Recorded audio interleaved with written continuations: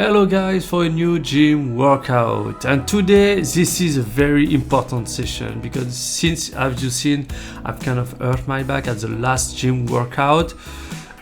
Even though I feel better, I still need to validate if, and especially I think it's a good opportunity that we have deadlift since it's going to work primarily on my back, to see if I'm start recovering. How do I feel?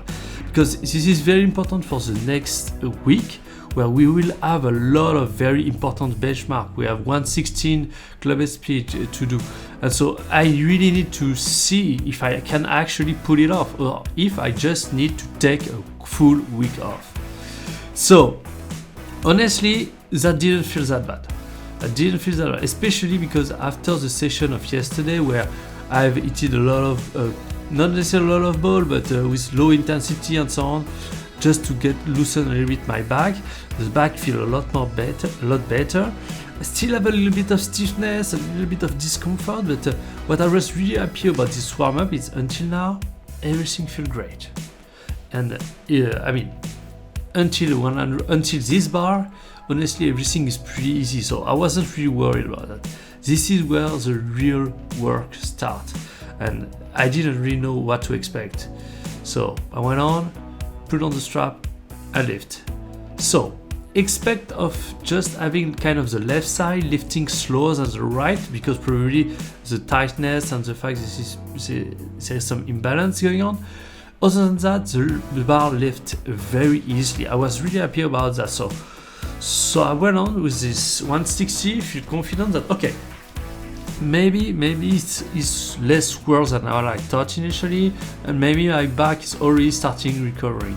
And so I lift this 160, not like it's nothing, but honestly feel pretty good. And also I think that I was pretty surprised, because I really didn't think that would come up so easily. So that's why I decided, you know what, let's put on the belt. Let's try 180. Even though I know that my max is between 190 and 200, 180 is already pushing, especially after getting very close to a bad injury. So, but I felt, you know what, it felt okay. I feel I can actually do it, and I did. And that's really, really important, because, well, I'm going to explain just that after, but it felt so good. Honestly, I didn't want initially to. Sorry.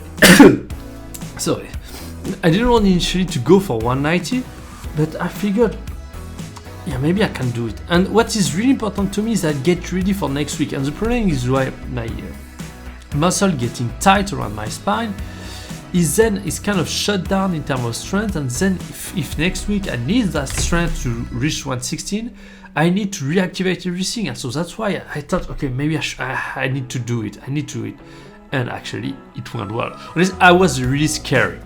Honestly, I said maybe that's just a very big mistake. I shouldn't do it. Maybe I'm going to hurt myself again.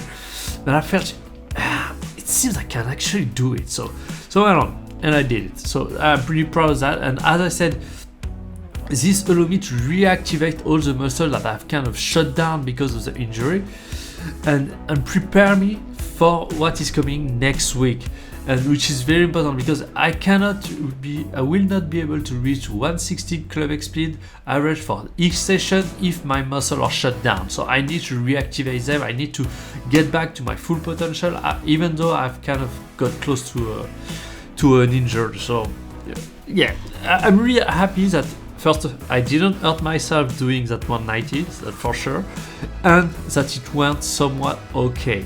And also the technique of the deadlift is much, much better. So anyway, I went on to then do the bended bench. And if you remember, usually what I do is I do bended bench first and then deadlift. But here I figured, okay, since I got myself injured because I tired myself and do heavy stuff, in terms of relative effort, in terms of just raw number, I'm putting less on the bar with the bench than the deadlift, so of course. And so I think it's less strenuous for the body to the bench than the deadlift. And so that's why I decided, you know what, let's just start with the deadlift, make sure I'm fresh and I'm in my full capabilities for that, and then move on to the bench. Here also I started to try testing with different grip width, because it seems from the research I've done that you are stronger with a wider grip.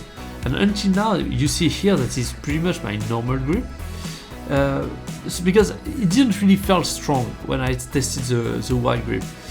But then after that I did some deeper research, and they say that usually you should go gradually, because if you just do wide from the get-go, then you will feel weaker. That's normal. So maybe I will experiment a little bit more with that in the future, try to widen my grip a little bit more.